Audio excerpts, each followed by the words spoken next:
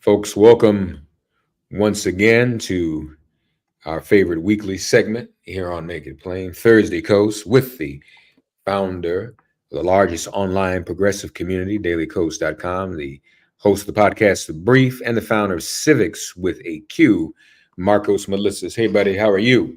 Doing great. How are you doing? I'm good, man. Good to have you as always. So we've gotten uh, people were glad to hear our report. Excuse me, last week. Mm. Uh, but then they also told us to stop talking about. Told me to tell you to stop talking about it because we need to act like we're 10 points ahead. I said I get it. We're gonna do it. It just on that point though. Any update? Any new information since last week in terms of what the numbers are looking like? So the only update is that we got a bunch of new, really good looking numbers from North Carolina. So Mhm. now in the aggregate, Kamala Harris is ahead by a sliver, zero point 0.1 in the 538 aggregate. It shows that North Carolina is absolutely in play. Only lost it by about 1.3 points, 1.3 points in 2020. So it was close then. And we've seen in the voter registration numbers that particularly women and Black women are off the charts. And when a race is that tight in a state like North Carolina with a large Black population, um, that matters. Yeah. So it is absolutely in play.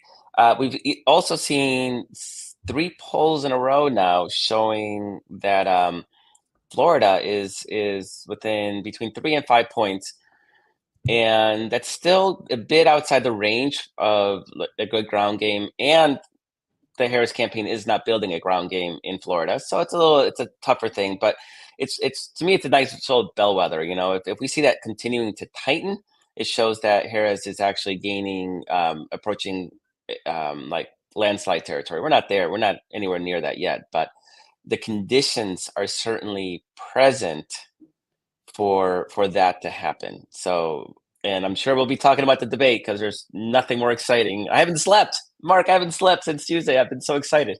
Yeah. I'm No. like, I'm just like buzzing with excitement. But the conditions are certainly there, given how Trump is just losing his mind. He's incapable of staying on message. He's beset by grievances. His rallies are boring. It wasn't just a taunt by Harris. I think the reason it landed so well is because Trump knows it's true, Yeah. Yeah. and he couldn't just laugh it off because she laughed off when he said you pay people to come to your rallies, right? Because it's so absurd. He knows he's boring, and he Yeah. can't escape that. So there's no ground game. I've been writing about that this week. How the Republicans still don't have a ground operation. All these pieces are sliding into place. Now, what happens? Well, we're going to find out. But certainly the conditions are there for Harris to take a big leap forward in the weeks ahead. Uh, Before we get to the debate, though, I want to go back to Florida for a minute because you actually wrote yesterday about how this obsession with the Haitian community Ohio could actually help in Florida in terms Yeah. of the Senate race there. Yeah, no. Turns out, I went in to write the piece and I was digging up information. And in my mind, I thought the Haitian community was your typical community of color immigrant community with low voter participation rates. Turns out the Haitian community in Florida has about 70% participation rate. That's higher than the average. It's in a very engaged community. And it's politically complicated. It's not as simple as Black Democrat. And just we know that South Florida politics are, they're they're complicated. That's a good word. And so there's it's Democratic leaning, but maybe not as strongly so as other Black communities. Um, this could actually potentially alter the shape of not just the presidential race, because the Haitian community in Florida is about 3% of Florida's population. So it's small, it's big as a minority community, it's small as an overall percentage. But if that race becomes a 3-point race, that could be the margin of difference. And Rick Scott is has never won a race in Florida, the third largest state in the country, by more than 10,000 votes. Like he has squeaked through both his governor races and his Senate race. he is not taking anything for granted. He immediately came out and talked about how great the Haitian community is. He knows he doesn't want to rile them up. He may not win them. He does not want to completely activate them against him. So he's definitely keeping an eye on that issue, and he's probably wishing that Trump would shut the hell up. But Florida is it's broken enough Democratic hearts over the years that nobody's going to really put any eggs on that basket. Right. But it has the potential of really sort of giving us a look at Harris's overall appeal. If she suddenly makes that competitive in any real way, it shows that she's got broader appeal than just beyond the core battleground states. We had that Senate race, and it's a more and more important that we win that Senate race or Colin Eldred in Texas, because we're going to lose a Virginia race, and the race in Montana is looking very tough for us right now. So if we lose Montana, we can lose West Virginia as long as we hold the presidency. We cannot lose Montana and not make that up either in Texas and Florida. So there's all these sort of subplots that are starting to emerge, and Florida is right in the middle of them, and a lot of those. So it absolutely bears watching and keeping a close eye. Yeah, yeah.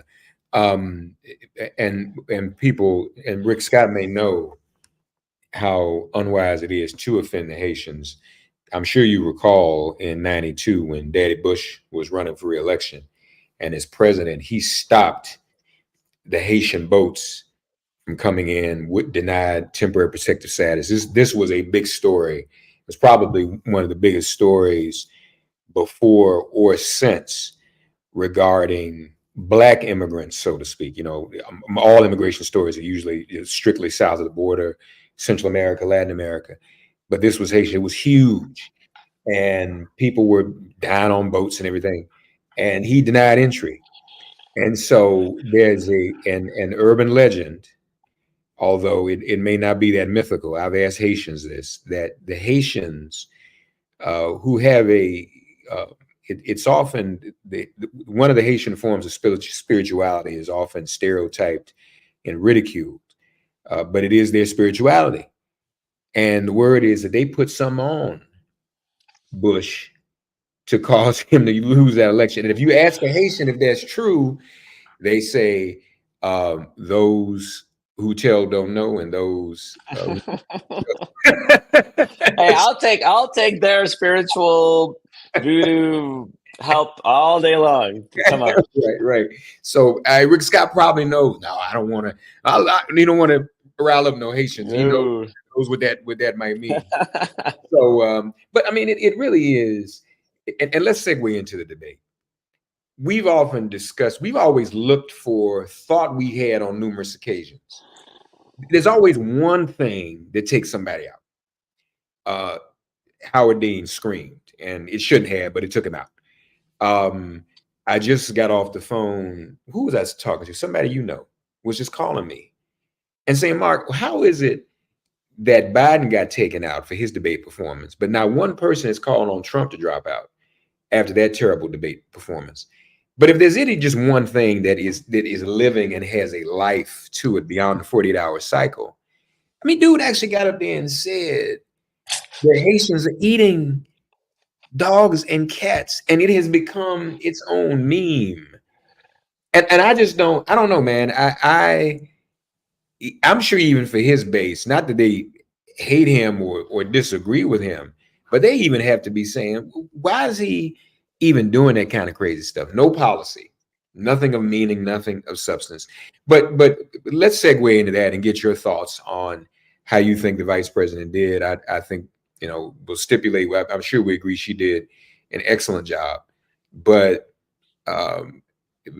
millions watched it. I think was this the most watched? Yeah, it was like 68 million, and that's not including all the memes and TikToks and everything else the day after, right? So this is a powerhouse.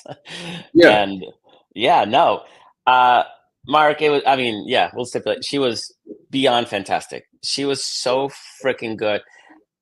If you go back, I watched the debate again and just watch her on the split screen. She did not slip up for a second. That was almost 2 hours of her being on camera and her reactions were freaking spot on. Trump he couldn't look at her. He was flailing. He was nervous. He was pissed.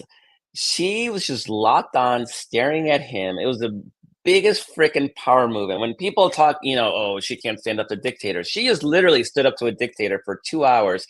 That dictator could not even look at her. He was so freaking angry and discombobulated and scared that he could not even look at her once. From the moment she shook his hand, he was off his game. And it's funny because you say there's always that moment, right? There's like 10 moments. I just wrote a story, another story about the debate, literally filed it right before we got on. And so I had to go back and look at the transcript. And there is a moment where Donald Trump says, we have a president who doesn't even know he's alive. I don't remember him saying that because there was so much other crazy shit that just didn't even register. Like there was so much. And so he really, really screwed up. And what's amazing is Axios this morning had a behind the scenes story look at the debate, the Trump preparation, which I highly recommend because his people said she's gonna come at you on crowd size. She's gonna come at you at this. Like nobody was pretending. This wasn't an ambush. The Harris campaign made it clear. Everybody, the pundits were like, yeah, obviously she's gonna try to trigger him with the crowd size. His own staff, and they had him practice how he was gonna respond. And the second she trotted it out, he falls apart. And to me, and what it's Jim Vanderhei and Mike Allen in Axios, they sort of point out that he can't change because he's too old and set in his ways. He is too beset by his old grievances to escape them. He believes the fake news, even though he came up with the word fake news. He actually believes fake news, and so none of that, all of that says he's not fit to be president. All of that says he's not fit to be president. If he cannot control his impulses when his advisors are giving him good advice, and that was good advice. It was obvious. She's going to come at you with crowd size. Ignore it. I mean, Mark, he came at her with all sorts of nonsense that she somehow managed to ignore it, right? Because that's what we talked about Joe Biden. Joe Biden could not let stuff go, right? Joe Biden kept trying to respond. And so he would say the craziest things and she let it go. It was masterful because what? Because they prepared her for that. And I'm sure whoever played Donald Trump kept throwing all sorts of crazy. Maybe he even threw Haitian dogs and cats in Springfield, Ohio. And when he said that, she started laughing. And to me, it almost like he actually, we practiced this. He actually went there. He wasn't.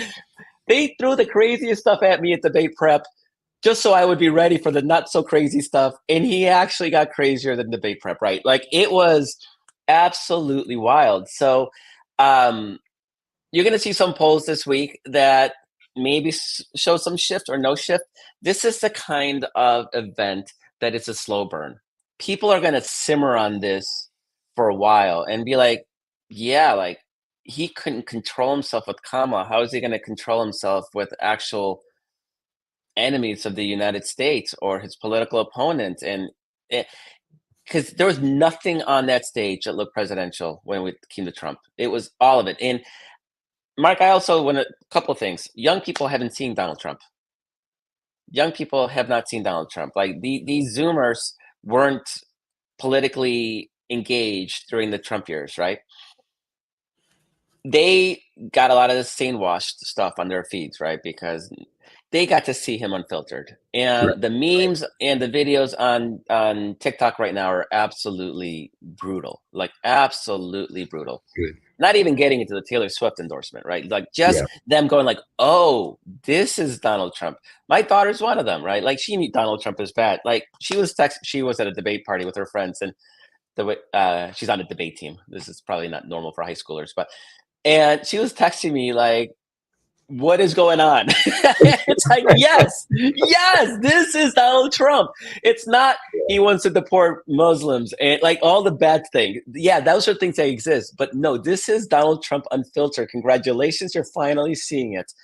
And so there was that piece. There was a reminder to people who forgot, right? Like once a president's out of office, their approval ratings go up.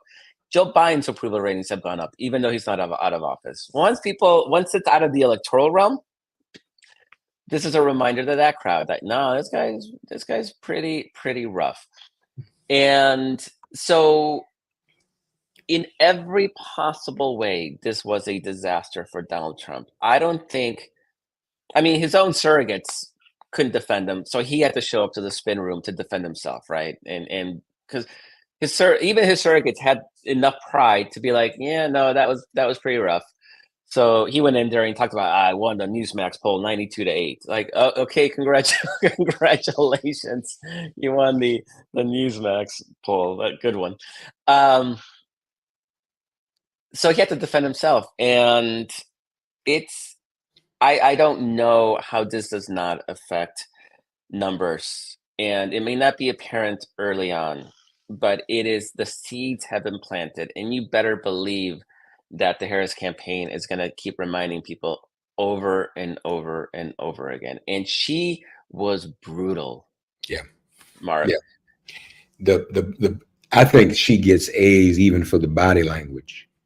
Because people look at that, how you respond to things, and some of her body language made her look magnanimous to the point of pitying him. Pity. Oh, yeah. That's nothing worse. And she was like, you need some help. And then when he said, you don't have to respond to things in a verbal way if you got the right body language. So when he says her father's a Marxist, and that's now the famous pose when she put her hand. Yeah. What is going on with you? What are you talking about? But then, even in terms of her responses, what I found, Marcos, because and I did this at the convention too. I've been trying to pretend I'm someone who is not a political junkie like you and me, just a regular person. And it shows when somebody is naturally, genuinely, organically responding to something. Mm-hmm. So if you notice, when she was speaking and responding, even as good as those answers were, it didn't seem rehearsed. It seemed like this is a natural response that someone would make under the circumstances, including not responding to stupidity. Mm-hmm. Now I noticed for some reason, I don't know who was in the control room at ABC, but apparently they weren't in sync with the moderators, because it was clear that Lindsay and David did not want his mic turned back on as often as it was.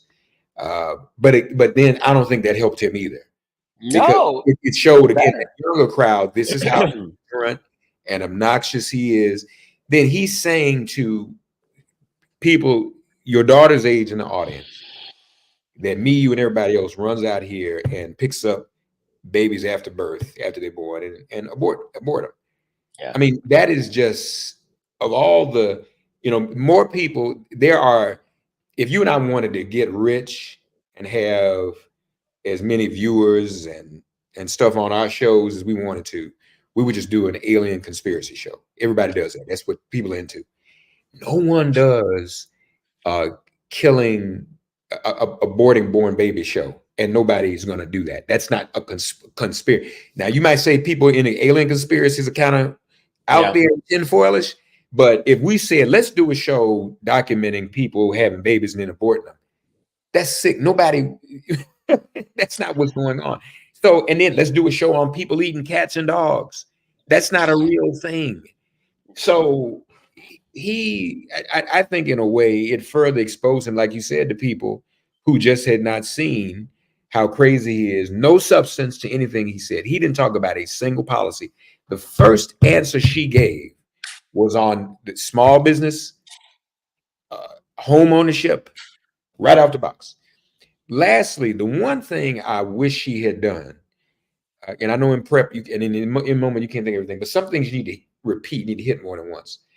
I wish she would have hit at least once more how he killed. She did it well the first time, but you have to reinforce it. He killed the immigration. Yep. And we weren't in debate prep, but it didn't take a rocket science to know that's where he was going to go. You got to really bring that home, because he can't talk about immigration while he's killing something that would have been the most significant enforcement. She hit it once and it was strong, but if I were her, I would have just boom, ping that, and then even ask the recall. Well, if you're for immigration, why did you kill the bill? Yeah. So and Muir and Davis probably could have drilled down on that a bit more, but otherwise, I mean, they tried though. They tried twice to ask him about why did he kill the bill, and he ignored it. And this is where I think Kamala could have hit it, because had he actually responded, then she could have been like, "You killed the bill." So according to the Axios article, the strategy was supposed to be every time that Kamala said that she wanted something, he was supposed to say, "You've been vice president for 4 years. Why hasn't it happened already?" And so that would have been a good place, like, because people like you right, keep the bills, right? And so it didn't go there. So one of the things that I think is underappreciated too is just how Trump may have really undermined himself with Republicans. And the reason he did that, the way he did that, is he has that weird narrative that everybody wanted Roe v. Wade, abortion sent back to the states. Republicans and Democrats and everybody and every legal scholar, everybody wanted it sent back to the states. He keeps repeating that, right? It's just patently absurd, and it's so stupid beyond stupid that I don't understand how he does it. The reality is, remember, in Kansas, which is a blood red state, 60% of people voted to keep abortion legal. We've seen that happen in places like Kentucky, and we're going to see it in Montana. In Florida, the initiative, the abortion initiative, is headed to victory. A lot of Republicans support the right to choose. And so when he sits up there and he says everybody wanted it sent back to the states, there is about 20% of Republicans going, I didn't want it sent back to the states. And if he's lying about that, what else is he lying about? He is undermining, because there's not a single Democrat or independent, who's like, okay, Donald, yeah, we all wanted it, right? So he's undermining himself with his own supporters who are pro-choice supporters, and he knows they exist because he's tied up in knots over the issue, because he knows the issue's there. But then he trots out, does everybody want to send back to the states? I don't understand why he keeps doing that. It makes no sense. I can't imagine there's a single one of his advisors that are telling him to say that. They're probably saying the opposite, but he somehow has landed on it because he cannot admit any weakness, any sign of being wrong in anything. So he did it because everybody wanted it to do it, and everybody's praising him, and he's such a genius for doing it. Nobody else could have done it. It's freaking harming him. It's absolutely hurting him. So, or I mean, he has a habit of this, right? Like taking that AI endorsement of, that supposed endorsement for Taylor Swift that supposedly endorsed Donald Trump. It was blatantly false. He posted it. Thank you. Gives her a perfect excuse to then come at him and endorse against him. Like, so he keeps kind of shooting himself in the face. And that debate was literally every answer. And so, yeah, he spoke like 7 more minutes, which in normal times you'd think, all right, the moderators couldn't control him. I don't think Kamala had any problem with that. I think she was totally fine, because every time he opened his mouth, it was just absolute nonsense and word salad, and made good luck even trying to bigger. wash that. Yeah, he was absolutely. So as Republicans sort of, you could tell they knew they lost because they were crying about the moderators being biased against Trump. And keep in mind, the moderators twice asked him about the Afghanistan withdrawal, which was supposedly his big thing, right? Like attack here. He didn't answer the question because he wanted to like rail against whatever Kamala had just accused him of, right? I mean, she laid every trap and he walked around getting caught in every single one of them. So if there's any bias, is that they let him talk so much because it hurt him so much. Like if they're biased against Trump, they did it by leaving his mic on, because he did not do himself. Like, I can't imagine a single person that might have been undecided being decided otherwise. And you saw it in a lot of these media focus groups, right? I think the CNN one had 30 people on them, and 28 said that Kamala won, and 2 said that Trump did. And I'm sure if we dug into those too, we'd find out that they're like RNC committee members because Right, right, right, right, right, that's right, only right. what happened. Because there's just literally nobody. Lindsey Graham was on the spin room, and he's like, "Yeah, whoever debate prepped her should be fired," and that was Tulsi Gabbard, which is freaking hilarious because that's what you get for hanging out with incompetent dictator apologists. He's walking around with Lara Loomer, right? Who's now making Marjorie Taylor Greene look reasonable in comparison. I mean, he has just completely lost the plot. He's surrounded by the most deplorable of deplorable people. They're feeding him information that is patently false, and he believes it. Eric Erickson, the radio host, conservative radio host, he replaced Rush Limbaugh on a lot of stations. He was literally screaming all caps on Twitter that this is what happens when you come up with fake stories like the Springfield dog one. Now Donald Trump believes it, and it's going to cost him the election. He was literally screaming his head off in frustration. But Wow. yeah, they're trapped. They're trapped by that crazy base, and until they get rid of that MAGA base, which hopefully November is the end of Yeah. them, because then they're all going Well, to eat each other. the But two magic words you mentioned though, Taylor Swift. I mean, for me, that pretty much makes it over.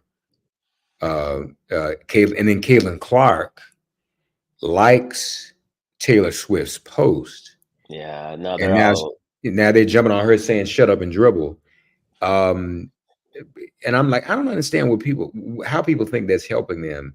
And I mean, these are two young women. They're going to support a woman, especially a woman who understands the need to restore women's bodily autonomy. So Caitlin Swift doing that, I just don't see how this goes any other. Now I saw some numbers. I'm sure they've gone up since I saw them. I think it was late last night. 337,000 people registered to vote after Yeah. after Taylor Swift made her announcement. Well, they visited the site. We don't know if they actually registered to vote, but yeah. Oh, I thought they registered. Okay, okay. They thought they registered. Okay, okay. Yeah.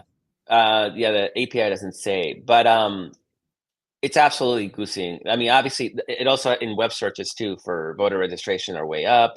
So all the right things. So here, let me explain something because people are going to be confused. So the polls may not move because of that. It does not mean that this doesn't help Kamala Harris, and I will explain. Right. Polling is just as much an art as it is a science, because I can tell you I can poll. I have a polling firm. I can tell you that Black women are 94.6, 94.4 for Kamala Harris, 4% Donald Trump. Every pollster is going to get similar numbers, right? It's pretty easy to get a universe of Black women and find out how they're going to vote. You can use white men, old men, whatever, right? You can do that. Pollsters do that. That's the easy part. What's not easy is what percentage of the population of the voting pool they are going to be. If Black women are 1% of the voting pool, 98, 94, 4 doesn't have that much of an effect. If they are 50% of the voting pool, obviously it's a blowout, right? And I say that's an exaggeration, but you really have to guess how much of the electorate can be Black and Latino and Asian and white liberals and white conservatives. And so there's a secret sort of sauce, and it's really educated guessing. Mm-hmm. So I could tell you that in 2020, it was 6% of the population was Black women. 6% of the voters were Black women. I could tell you that 18% of 18 to 34-year-olds, the electorate was 18% 18 to 34-year-olds. They are like 35% of the population. So they vote well under. What happens is instead of voting it, if they're not just 18% of the population, but they're 30%, they vote at their rates, and they're 60-40 Kamala Harris, right? It's a blowout. It's a blowout. Yeah. Yeah. Yeah. So we don't know, and pollsters don't know, right? So right now we have models based on history. Young people are going to be about 16, 18%. In a crazy, if you want to like just assume they're going to go nuts, let's get them up to 20. but they're like 33% of the population. Yeah. And so what happens when Taylor Swift comes in and she activates? So instead of 18%, they are 25% of the voting pool. What happens? The pollsters cannot pick that up. We inherently cannot pick that up. We can see that, yeah, young people are very much Kamala Harris, and maybe, but the polling models will not, they cannot process suddenly like another 10 million young people voting. Wow. Did that make sense? Because it's a little You know, complicated. no. And I'm glad you did it. I mean, you've done it before. And that's the point, folks. Bottom line is polling still has to rely a great deal on hypotheses. Yeah. And correct me if I'm wrong. I mean, we look back historically, we can look back at Obama's races. The black electorate overperformed after years of derision for underperforming. So when a population, so you can only go, a pollster folks can only go on what the most recent bucket of information is. But then when people exceed that turnout and that performance, that creates a new type of a thing. And that's what happened in 2016, is that if you look at the subgroups, the polling was right. They just did not anticipate this sort of hidden white rural vote to come out because they hadn't come out before. Historically, it did not exist. Trump got them out. Yeah. Now, and since we're doing this, so let me ask you a question, because there was another phenomenon for which a famous phrase was coined back in the 80s when the black mayor of Los Angeles, Tom Bradley, ran for governor. He had all the polls. And then when he lost, the term was coined. In fact, I think one of my professors coined it, Dr. Ron Walters at Howard University, the Bradley effect, where you had people poll but lied about who they were. I wonder how commonplace that is. And I want to be specific.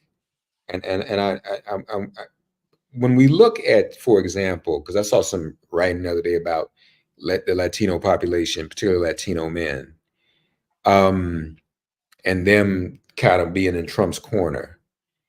I wonder how prevalent that is these days, Marcos, where some people, if you're calling people, some people may be afraid or feel as though there are repercussions if they tell you exactly how they're going to vote. Is that a thing? Do we also find in reverse that there are people who will say, well, I'm going to vote a certain way because they feel like in that moment, it's politically expedient and safer for them to say they're going to vote for one candidate over another? So the Bradley effect is sort of predicated on a notion that if you're talking to a human on the other end of the phone, you don't want to sound racist. So, or sexist, right? So with Bradley, he was a black candidate, and people claimed that they were going to vote for him because they thought if I say I'm voting for the white person, then they're going to think I'm racist. Right. That's why they were lying. It's much less of an issue now because the vast majority of pollsters, if not all of them, most of the polling is not done with human callers, or it's heavily supplemented by other means. So that could be robocalling. So people have no problem telling the truth if like vote 1 for Trump, press 2 for Harris, or like Civics does, which is an online panel. So you're basically responding anonymously to a web form. And so we haven't seen anything of that sort. So people have, it's when they're talking to another person that they get all sort of squeamish. So the less the less a pollster does that, the less chance that happens. And all of the good pollsters, I don't know about the crap Republican pollsters, because those aren't real polling in any real way. They flood the zone to impact the polling aggregate with like bullshit polls. It's a thing, unbelievably. But the real pollsters, they all, even the ones that still do some human calling, they still heavily supplement with online panels. Because first of all, they can't get people to answer the phone. Second of all, they can't get any young people to answer the phone, period. The end. Young people don't answer phone calls. So so to reach those demographics, they have to use other means, texting and online panels, to do so. So that totally lessens that possibility. And I think third, there is Trump voters are not shy to say, "I'm going to vote against a black person." Like you don't see that anymore, and to the point where the New York Times polling, one of the reasons they sort of missed in 2016 is because they only counted surveys that were finished, and so they would call some Trump supporter, and the Trump supporter would be like, "I'm voting for Trump," and then they would hang up, and then they would discard that. Right? This year, they're actually counting that. I see. It's incomplete, but because it's a real Trump voter, right? I mean, yeah, this guy's going to vote Trump, and they could probably assume he's going to vote for, and it's probably, I say he, because I'm sure like 95% of them are men. And I'm going to vote Republican the rest of the ballot, right? But they can at least get a better read on that top of the ballot, and which I think is good methodology. That's still a Trump voter in your random voter file that you called up. So pollsters have gotten better. Definitely 2020, the polling was fine. And in 2022, it understated Democratic support. In 2024, it has overstated Trump support in the primaries. And I think that's important to keep in mind moving forward, that Trump supporters are more likely to answer the polling than other people. And I will say that I can't talk specifics about our civics polling, but it looks like the public polling. I mean, it's the battlegrounds are tight.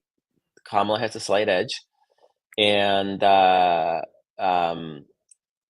will say Marquette, which is the best pollster in Wisconsin, just gave Kamala a 5-point lead. 52 30 47 52 37. I mean, Wisconsin has been trending in our direction, and the Milwaukee suburbs had been a red bastion for a long time. They're finally starting to turn. A lot of good things are happening. Like I keep saying, the environment is there for the bottom to fall out from Trump. Like, it may take a little bit of time. People don't realize this, but in 1980, Jimmy Carter was tied or leading Ronald Reagan until 2 weeks before the election, and then the bottom fell out. Yeah. We may actually very well see that this time, because the doubts about Trump are growing. He cannot do anything to address them. He's always had this 46% limit nationally because his appeal is limited. The more nuts he acts in public, now that people are starting to pay attention, they weren't paying attention before Labor Day. Now that they saw him in a debate, it'll be easier, particularly when Kamala said, like, go to his rallies. Like, that was freaking brilliant. Go to his rallies. See it for yourself. People get bored and exhausted, and they leave. Don't believe me. Like, yeah, I'm biased. You go. And then the piece that I think, I hope that they hang the rest of this campaign on this piece, because the piece, to me, the most important line that Harris said that entire debate, and she got so many good ones. The most important one is when she said, go to his rally. He will not talk about you. That's right. He's going to talk about himself. And if there's something I wish she would have reinforced, just as a map, that would have been the point. He will not talk about you. Oh, there he goes. He's talking about himself again, because he doesn't want to talk about you. And that is powerful. And if you're going to put doubts in the minds of Republicans who are like maybe a little squishy, or those suburban swing voters, that's a big one, because really it sort of calls in his narcissism, and so everything he says kind of gets slotted into that narrative. And I hope that becomes the dominant narrative. And I hope the media picks up on it. And for the media to pick up on it, Harris and the Democrats really need to harp on it. I know I'm going to be harping on it, because it is absolutely true. And it is really what is most unsettling about Trump these days, is how people talk about he's stuck on his old grudges and his grievances, and because it's about him. Right. Me, I, me. So he's not running for president of me and I. He's running for president of the United States. And so there's all these sort of seeds that have been planted, and all these dynamics that are in play. and I have really good hopes. Until I see it, I can't sit there and brag about it. But the environment is there for a surprising, wouldn't be surprising to me, but landslide victory, because it won't take much to move numbers. Just a couple points, and boom, Florida's in play, Texas is in play, and the battlegrounds are locked in for Harris. And Trump just flails more and more as he sees himself losing. And so yeah, we're not there yet. It's going to take a lot of work, Mark. This is not something that happens. People sitting at home and it's not a spectator sport. So, but if we work hard and we do what we need to do, and I keep reminding people, what happens if we win and we hold the Senate and pick up the House? DC becomes a state. Puerto Rico becomes a state. We just made the Senate much more equitable. We passed the John Lewis Voting Rights Act. Suddenly they can't do their Voting Suppression Act. Like, we save democracy and we create a much more equitable balance institutional balance between the liberal and Republicans. We can expand the Supreme Court. Suddenly this regressive right-wing 6-3 majority, we can make that history. Those are the things that happen. I'm not even talking policy. I'm talking just the structure of our democracy. Because once we get that, the policy follows. Yeah. You're right. Markos Moulitsas, folks, as always, dailycoach.com. Check it out. Check out the podcast, The Brief, wherever you get your podcasts. She is she'll be speaking in North Carolina in a couple hours. And if you all watch my social media, Stay With Make It Plain and Minister, the chair, Jamie Harrison, is going to join us for a live nice 4:30 Eastern today. So we'll hear directly from him in terms of what's going on. And also just want to acknowledge too, that the fundraising continues to go through the roof, Markos. $25 million, the 24 hours after the debate. And we're still talking about mostly small dollar. $25 million. She outraised them 2.5 to 1 last month. And I watched that because his fundraising was down in August, or down in September. Wait, what month are we in? We're in September. He was down in August instead of compared to July. And July is not a great fundraising month in general. So his engagement, his people they're tuning out. Yeah, and rightfully so. And yeah, dailycoach.com. Thank you for another edition of Thursday Coach. Folks, will be back again next week. Share and like and spread the word. And as we always say, get involved. I didn't do it this week. I forgot, but we got to do. Maybe next week we'll put together a little clearinghouse, one-stop shop where everybody can go and see how they can get involved and how you can phone bank and text bank from your home. Okay. Guess what, y'all? Netflix isn't going anywhere. I got a little trouble for saying this at the DNC. People said that Fox tried to come after me. We've got 50 days now to be on the same page. So go ahead. Yes. Progressive Turnout Project. Just Google Progressive Turnout Project. The URL is turnoutpack.org. So these are postcards to send to swing voters. Good. They give you a script. They give you the addresses. They send you the postcards. I got them here because my daughter and I were cranking through these things. And you don't send them yet. They tell you when to send them.